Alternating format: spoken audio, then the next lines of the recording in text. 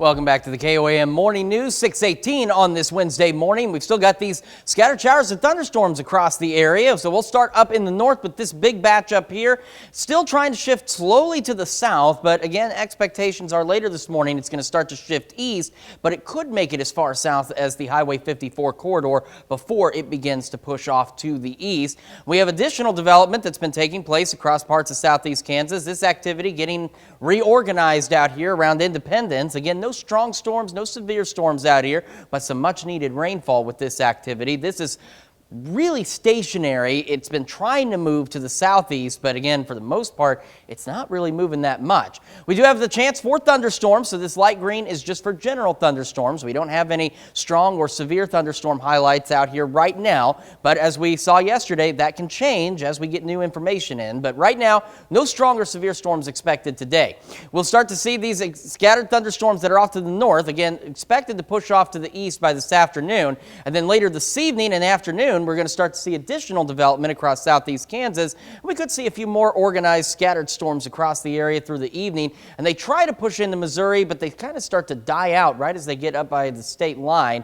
And then we'll take a break overnight once again from the activity, and then we'll head into tomorrow afternoon, and kind of hiding behind the temperature icon here, there's a storm there. We'll start to see scattered thunderstorms again by Thursday afternoon across the area, and these will try and move roughly northwest across the area, and they'll hang out through the evening. And then again, as we lose the daytime heating, they will die out as well.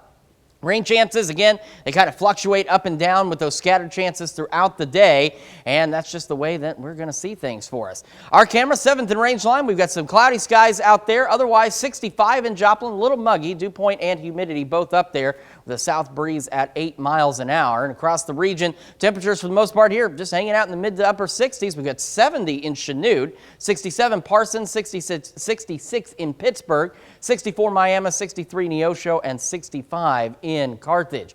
As we get our morning started, we're going to be mostly cloudy. We'll have those scattered thunderstorms out there, and they will continue to rebuild as we head into the afternoon. Temperatures pushing to near 80 degrees, and as we head through the afternoon and into the early evening hours, we're looking at highs mid, maybe even upper 80s across the area. Will be partly to mostly cloudy throughout the day, and of course you could get into one of those scattered thunderstorms across the area as we go through the afternoon and into the late evening hours for some of us across the area. Again, these storms will eventually just die out overnight, and will stay partly to mostly cloudy overnight and mild, low to mid 60s for our overnight lows as we head into tonight, and of course a mild evening for us ahead of the overnight hours.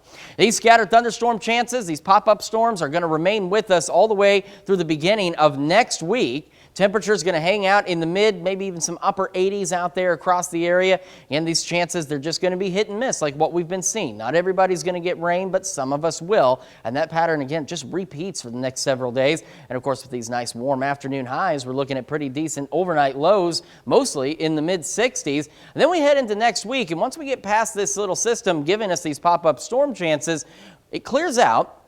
We go mostly clear to partly cloudy across the area.